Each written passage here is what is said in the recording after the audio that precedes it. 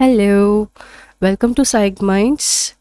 If you have not subscribed, do subscribe to the channel and share with your friends, with your other friends who read and love listening to audiobooks. We are reading Norwegian Wood by Haruki Murakami, chapter 9.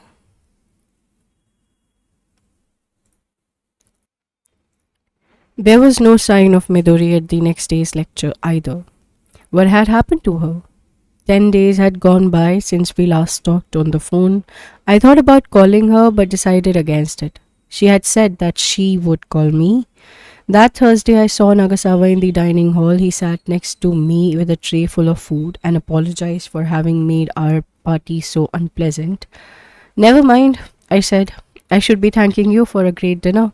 I have to admit, though, it was a funny way to celebrate your first job. You can say that again. A few minutes went by as we ate in silence. I made up with Hatsumi, he said. I'm not surprised. I was kind of tough on you too, as I recall it. What's with all the apologizing? I asked. Are you ill? I may be, he said with a few little nods. Hatsumi tells me you told her to leave me. It only makes sense, I said. Yeah, I suppose so, said Nagasawa. She's a great girl, I said, slurping my miso soup. I know, he said with a sigh. A little too great for me. I was sleeping the sleep of death when the buzzer rang to let me know I had a call. It brought me back from the absolute core of sleep in total confusion. I felt as if I had been sleeping with my head soaked in water until my brain swelled up. The clock said 6:15, but I had no idea if that meant AM or PM, and I couldn't remember what day it was. I looked out of the window and realized there was no flag on the pole. It was probably PM, so raising that flag served some purpose after all. Hey Watanabe, are you free now? Midori asked. I don't know. What day is it? Friday? Morning or evening? Evening, of course. You're so weird. Let's see. It's 6:18 p.m. So it was PM after all. That's right. I had been stretched out on my bed reading a book when I dozed off. Friday. My head started working. I didn't have to go to the record shop on Friday nights. Yeah, I'm free. Where are you? Ueno Station. Why don't you meet me in Shinjuku? I leave now. We set a time and place and hung up. When I got to DUG, Midori was sitting at the far end of the counter with a drink. She wore a man's wrinkled white balmican coat, a thin yellow jumper, blue jeans, and two bracelets on one wrist. What are you drinking? I asked. Tom Collins. I ordered a whiskey and soda, then realized there was a big suitcase by Midori's feet. I went away, she said. Just got back. Where did you go? South to Nara and north to Aomori. On the same trip? Don't be stupid. I may be strange, but I can't go north and south at the same time. I went to Nara with my boyfriend and then took off to Aomori alone. I sipped my whiskey and soda, then struck a match to light the Marlboro that Midori held between her lips. You must have had a terrible time. What with the funeral and everything? No, a funeral's a piece of cake. We have had plenty of practice. You put on a black kimono and sit there like a lady, and everybody else takes care of the business. An uncle, a neighbor, like that. They bring the sake, order the sushi, say comforting things, cry, carry on, divide up the keepsakes. It's a breeze, a picnic. Compared to nursing someone day after day, it's an absolute picnic. We were drained, my sister and me. We couldn't even cry. We didn't have any tears left. Really. Except when you do that, they start whispering about you. Those girls are as cold as ice. So then, we are never going to cry. That's just how the two of us are. I know we could have faked it, but we were to never do anything like that. The bastards. The more they wanted to see us cry, the more determined we were not to give them the satisfaction. My sister and I are totally different types. But when it comes to something like that, we are in absolute sync. Midori's bracelets jangled on her arms as she waved to the waiter and ordered another Tom Collins in a small bowl of pistachios.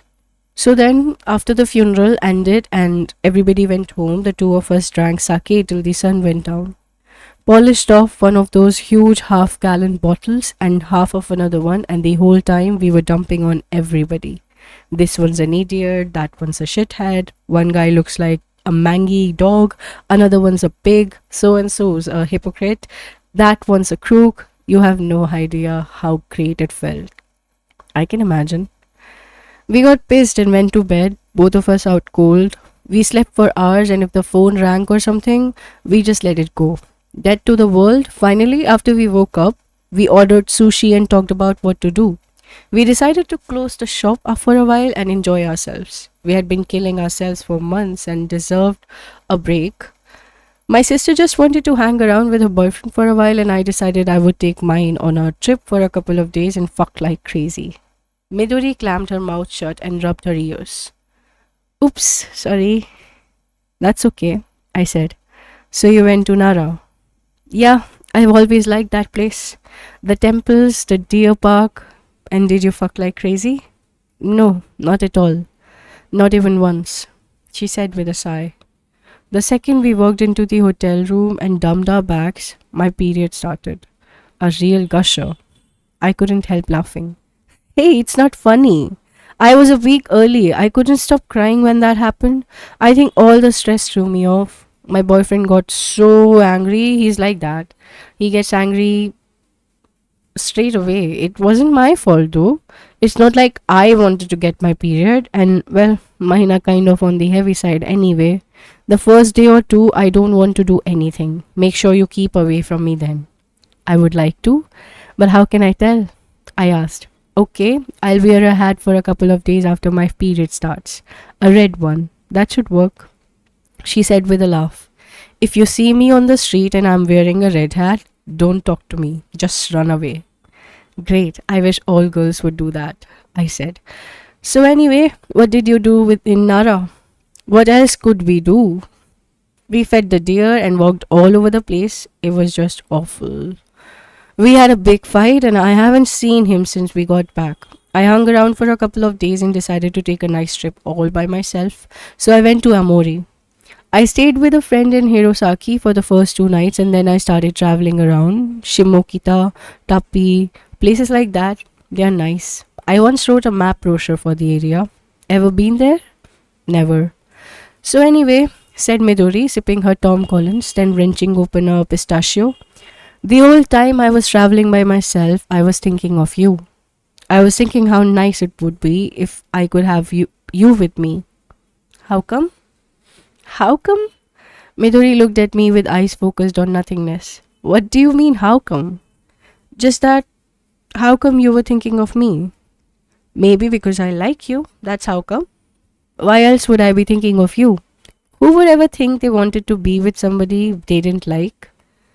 But you have got a boyfriend, I said. You don't have to think about me. I took a slow sip of my whiskey and soda. Meaning I'm not allowed to think about you if I've got a boyfriend? No, that's not it. I just... Now get this straight, Watanabe, said Midori, pointing at me. I'm warning you. I've got a whole month's worth of misery crammed inside me and getting ready to blow. So watch what you say to me. Any more of that kind of stuff and I'll flood this place with tears. Once I get started, I'm good for the whole night. Are you ready for that? I'm an absolute animal when I start crying. It doesn't matter where I am. I'm not joking. I nodded and kept quiet. I ordered a second whiskey and soda and ate a few pistachios. Somewhere behind the sound of a sloshing shaker and clinking glasses and the scrape of an ice maker, Sarah Vaughan sang an old-fashioned love song. Things haven't been right between me and my boyfriend ever since that tampon incident. Tampon incident? Yeah, I was out drinking with him and a few of his friends about a month ago, and I told them the story of a woman in my neighborhood who blew out a tampon when she sneezed. Funny, right? That is funny, I said with a laugh. Yeah, all the other guys thought so too, but he got mad and said I shouldn't be talking about such dirty things. Such a wet blanket. Wow. He's a wonderful guy, but he can be really narrow-minded when it comes to stuff like that, said Midori. Like he gets mad if I wear anything but white underwear. Don't you think that's narrow minded? Maybe so, I said, but it's just a matter of taste. It seemed incredible to me that a guy like that would want a girlfriend like Midori, but I kept this thought to myself. So, what have you been doing? She asked. Nothing, same as ever, I said, but then I recalled my attempt to masturbate while thinking of Midori as I had promised to do her. Too. I told her about it in a low voice that wouldn't carry to the others around us. Midori's eyes lit up and she snapped her fingers. How did it go? Was it good? Nah, I got embarrassed halfway through and stopped. You mean you got lost? You lost your erection? Pretty much. Damn, she said, shooting a look of annoyance at me. You can't let yourself get embarrassed. Think about something really sexy. It's okay. I'm giving you permission. Hey, I know what. Next time I'll get on the phone with you. Ooh, oh, that's great. Oh, I feel it. Stop. I'm gonna come. Oh, don't do that. I'll say stuff like that to you while you are doing it. The dormitory phone is in the lobby by the front door, with people coming in and out all the time, I explained. The dorm head would kill me with this bare hand if he saw me wanking in a place like that. Oh, too bad. Never mind, I said. I'll try again by myself one of these days. Give it your best shot, said Midori. I will, I said. I wonder if it's me, she said. Maybe I'm just not innately.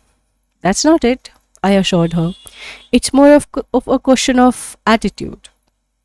You know, she said, I have this tremendously sensitive back. The soft touch of fingers all over. I'll keep that in mind. Hey, why don't we go now and see a dirty film? Midori suggested. A really filthy S&M one. We went from the bar to an eel shop and from there to one of Shinjuku's most rundown adult cinemas to see a triple bill. It was the only place we could find in the paper that was showing S&M stuff. Inside the cinema had some kind of indefinable smell. Our timing was good. The S&M film was just starting as we took our seats. It was the story of a secretary and her schoolgirl sister being kidnapped by a bunch of men and subjected to sadistic tortures. The men made the older one to do all kind of awful things by threatening to rape the sister, but soon the older sister is transformed into a raging masochist and younger one gets really turned on from having to watch all the contortions they put through her through. It was such a gloomy, repetitive film. I got bored after a while. If I were the younger sister, I wouldn't get worked up so easily, said Midori. I would keep watching. I'm sure you would, I said. And anyway, don't you think her nipples are too dark for a schoolgirl? A virgin? Absolutely. Midori's eyes were glued to the skin. I was impressed. Anyone watching a film with such fierce intensity was getting more than her money's worth. She kept reporting her thoughts to me. Oh my god, will you look at that? Or three guys at once. They're going to tear her apart. Or I would like to try that on somebody, Watanabe. I was enjoying Midori a lot more than the film. When the lights went up during the intermission, I realized there were no other women in the place. One young man sitting near us, probably a student, took one look at Midori and changed his seat to the far side. Tell me, Watanabe, do you get hard watching this kind of stuff? Well, yeah, sometimes, I said. That's why they make these films. So what you are saying is, every time one of those scenes starts, every man in the cinema has his thing standing to attention. 30 or 40 of them sticking up all at once. It's so weird if you stop and think about it, don't you think? Yeah, I guess so, now you mention it.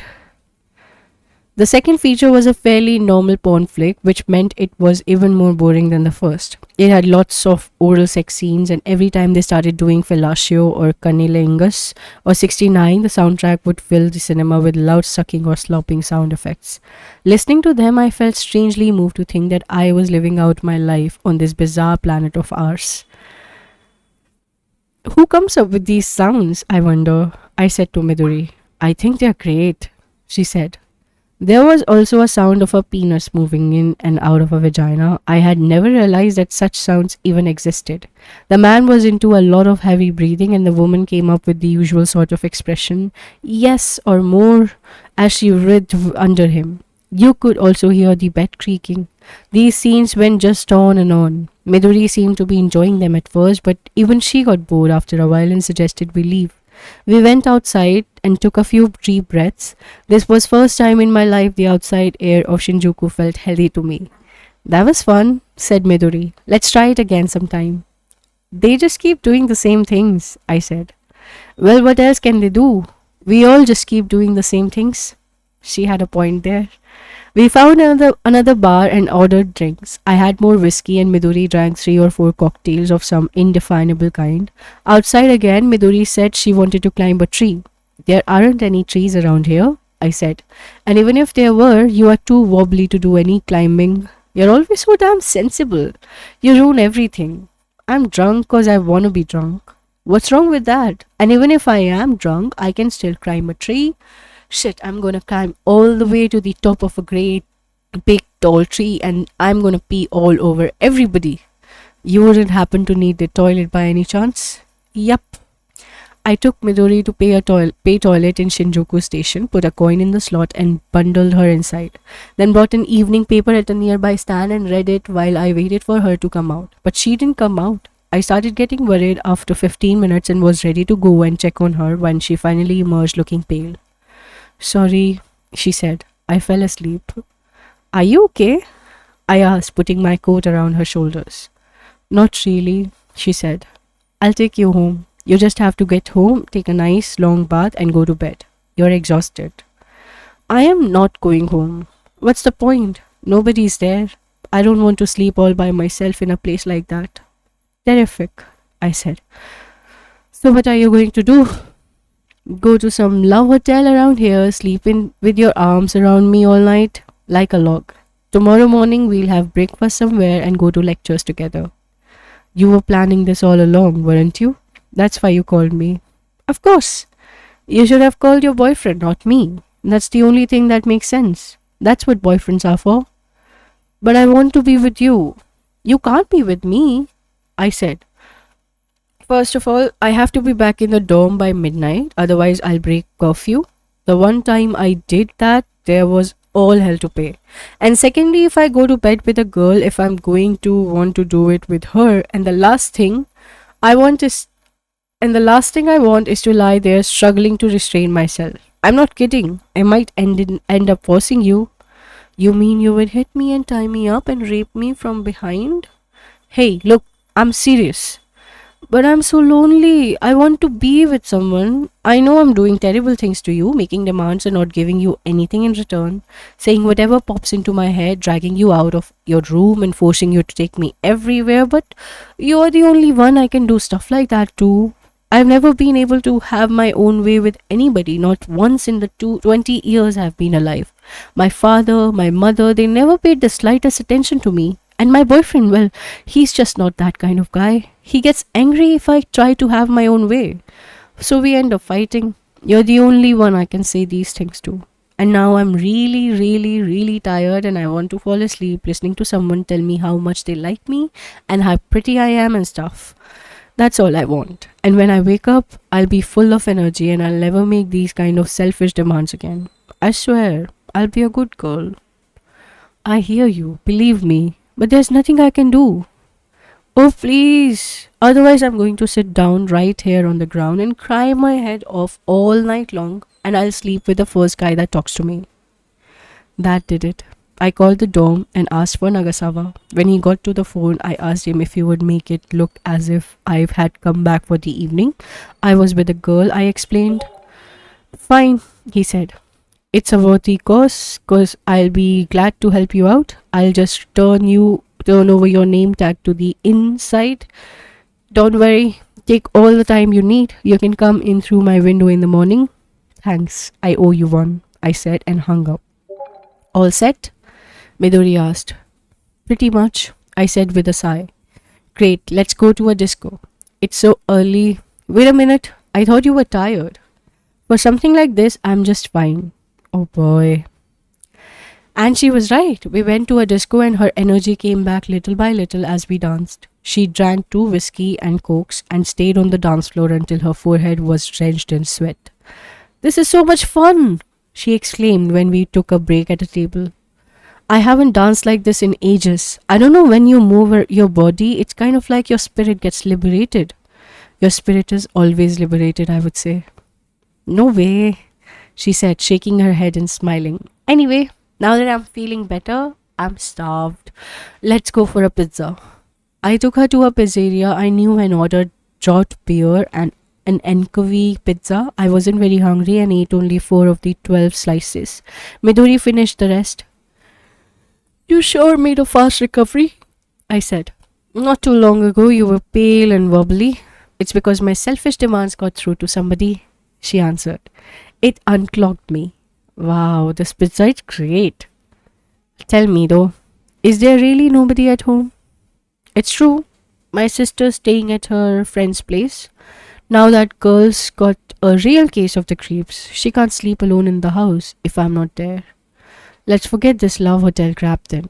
Going to a place like that just makes you feel cheap. Let's go to your house. You must have enough bedding for me. Midori thought about it for a minute, then nodded. Okay, we'll spend the night at mine. We took the Yamanote line to Otsuka, and soon we were raising the metal shutter that sealed off the front of the Kobayashi bookshop. A paper sign on the shutter read, "Temporarily closed." The smell of old paper filled the dark shop as if the shutter had not been opened for a long time. Half the shelves were empty and most of the magazines had been tied and bundled for returns. That hollow, chilly feeling I had experienced on my first visit had only deepened. The place looked like a hulk abandoned on the shore. You're not planning to open shop again? I asked. No, we are going to sell it, said Midori. We'll divide the money and live on our own for a while without anybody's protection. My sister's getting married next year, and I've got 3 more years at university. We ought to make enough to see us through, that much at least. I'll keep my part-time job too. Once the place is sold, I'll live with my sister in a flat for a while. You think somebody will want to buy it? Probably. I know somebody who wants to open a wool shop. She's been asking me recently if I want to sell. Poor dad though. He worked so hard to get this place and he was paying off the loan he took out little by little, and in the end, he hardly had anything left. It all melted away like foam on a river. He had you though, I said. Me? Midori said with a laugh. She took a deep breath and let it out. Let's go upstairs. It's cold down here. Upstairs, she sat me at the kitchen table and went to warm the bath water. While she busied herself with that, I put a kettle on to boil and made tea. Waiting for the tank to heat up, we sat across from each other at the kitchen table and drank tea. Chin in hand, she took a long, hard look at me. There were no sounds other than the ticking of the clock and the hum of the fridge motor turning on and off as the thermostat kicked in and out. The clock showed that midnight was fast approaching. You know, Watanabe, study it hard enough and you have got a pretty interesting face. Think so? I asked, a bit hurt. A nice face goes a long way with me, she said. And yours? Well, the more I look at it, the more I get to thinking. He'll do. Me too, I said. Every once in a while, I think about myself. What the hell I'll do? Hey, I don't mean that in a bad way. I'm not very good at putting my feelings into words. That's why people misunderstand me. All I'm trying to say is, I like you. Have I told you that before? You have. I'm not the only one who has trouble working out what men are all about, but I'm getting there, a little at a time. Midori brought over a box of Marlboro and lit one up. When you start at zero, you have got a lot to learn. I wouldn't be surprised. Oh, I almost forgot. You want to burn a stick of incense for my father? I followed Midori to the room with the Buddhist altar, lit a stick of incense in front of her father's photo and brought my hands together. Know what I did the other day? Midori asked. I got all naked in front of my father's picture, took off every stitch of clothing and let him have a good look. Good long look, kind of in a yoga position, like, "Hey daddy, these are my tits and this is my cunt." Why in the hell would you do something like that? I asked. I don't know. I just wanted to show him. I mean, half of me comes from his sperm, right? Why shouldn't I show him? Here's the daughter you made. I was a little drunk at that time. I suppose that had something to do with it. I suppose. My sister walked in and almost fell over. There I was in front of my father's memorial portrait, all naked with my legs spread. I guess you would be kind of surprised. I suppose so. I explained why I was doing it and said, "So take off your clothes too, Momo." Her name's Momo, and sit down next to me and show him. But she wouldn't do it. She went away shocked. She has this really conservative streak. In other words, she's relatively normal, you mean? Tell me, Watanabe, what did you think of my father? I'm not good with people I've just met, but it didn't bother me being alone with him. I felt pretty comfortable. We talked about all kind of stuff. What kind of stuff? Euripides? I said. Midori laughed out loud. You're so weird. Nobody talks about Euripides with a dying person they have just met. Well, nobody sits in front of her father's memorial portrait with her legs spread either. Midori chuckled and gave the altar bell a ring. Night night, Daddy. We are going to have some fun now. So don't worry and get some sleep. You're not suffering anymore, right? You're dead, okay? I'm sure you're not suffering. If you are, you would better complain to the gods. Tell them it's just too cruel. I hope you meet Mum and the two of you really do it.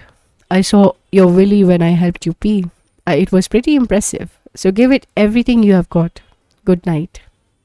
We took turns in baths and changed into pajamas. I borrowed a nearly new pair of her father's. They were a little small but better than Midori.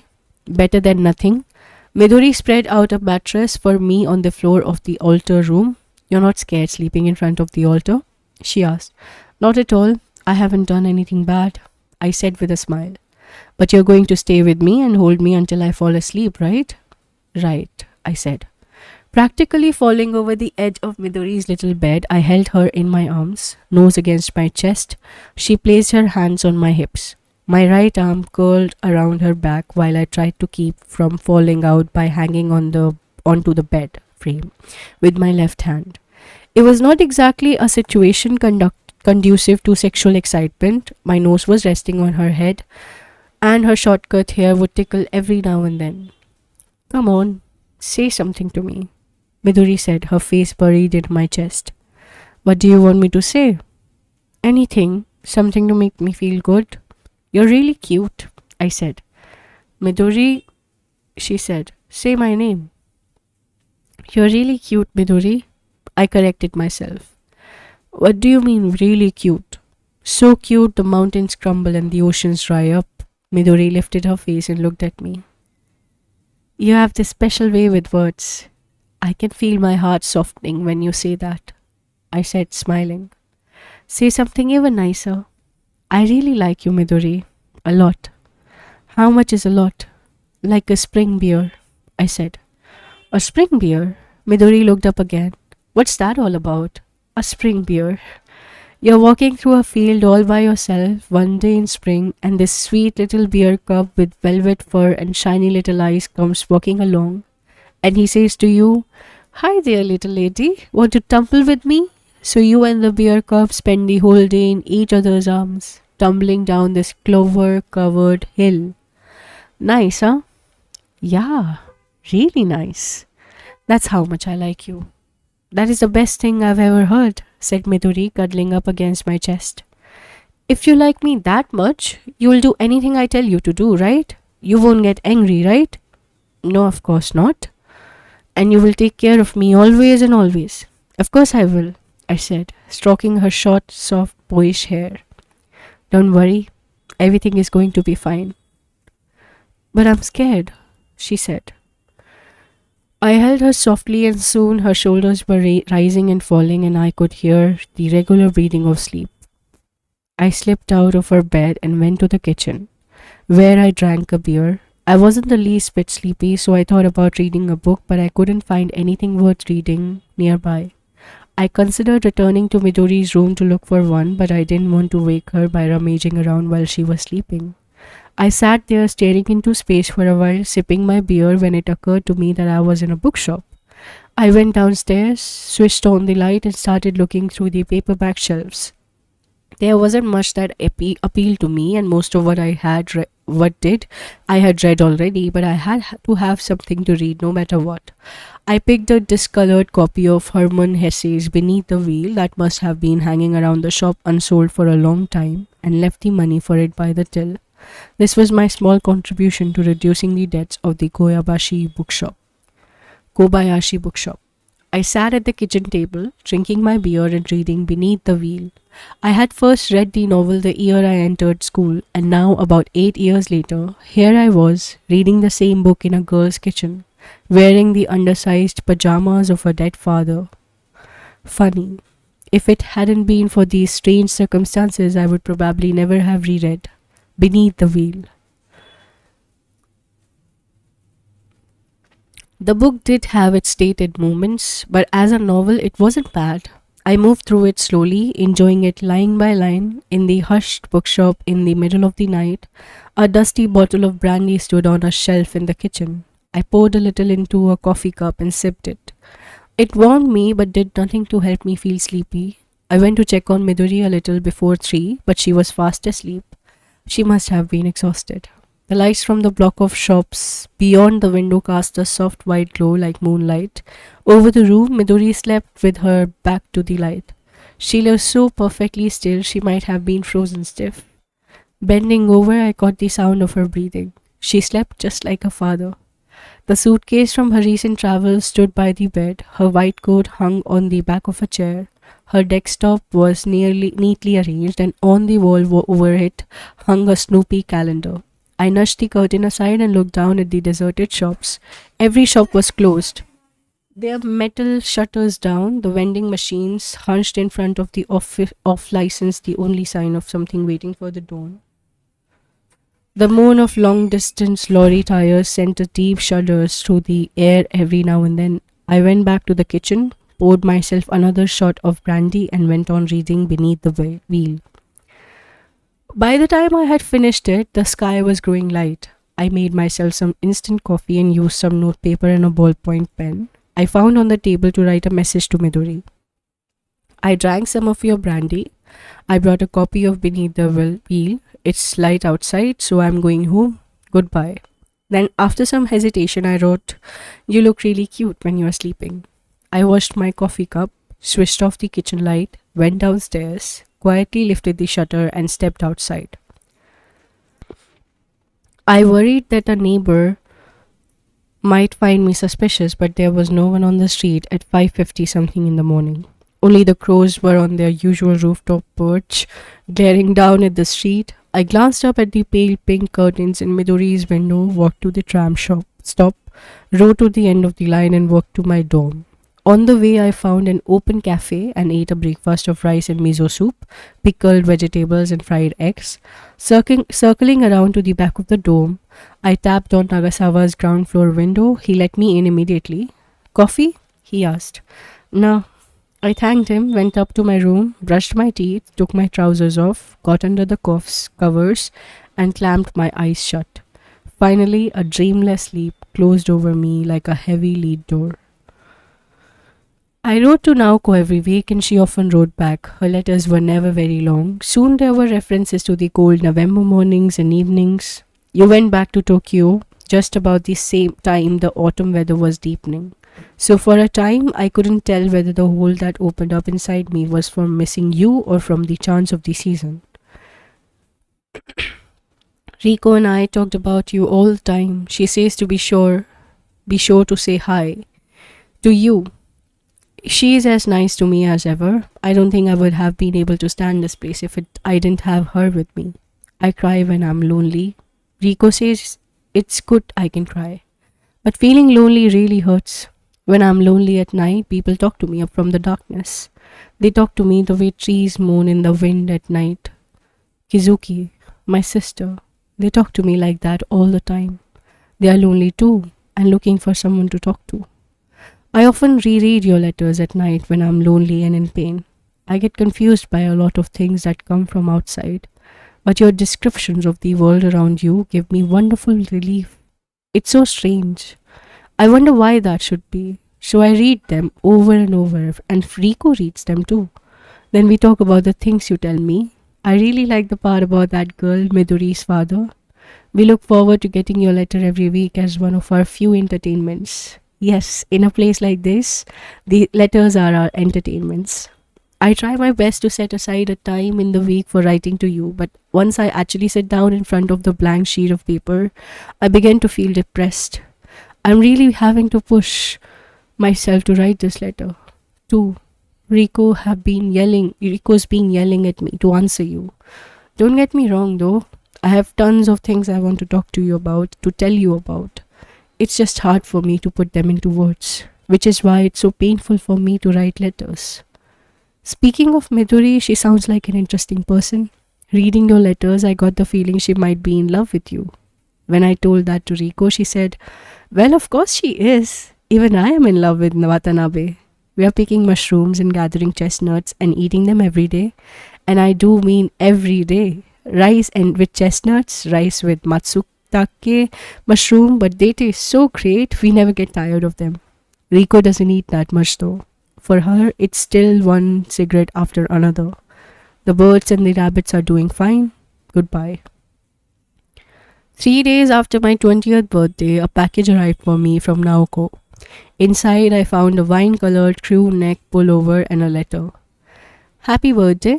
I hope you have a happy year being 20. My own year of being 20 looks like it's going to end with me as miserable as ever, but I would really like it if you could have your share of happiness and mine combined. Really, Rico and I each knitted half of this jumper. If I had done it all by myself, it would have taken until next Valentine's Day. The good half is Rico's and the bad half is mine. Rico is so good at everything she does. I sometimes hate myself when I'm watching her. I mean, there's not a single thing I'm really good at. Goodbye. Be well." The package had a short note from Rico too. "How are you? For you, Naoko may be the pinnacle of happiness, but for me, she's just a clumsy girl. Still, we managed to finish this jumper in time for your birthday. Handsome, isn't it? We chose the color and the style. Happy birthday."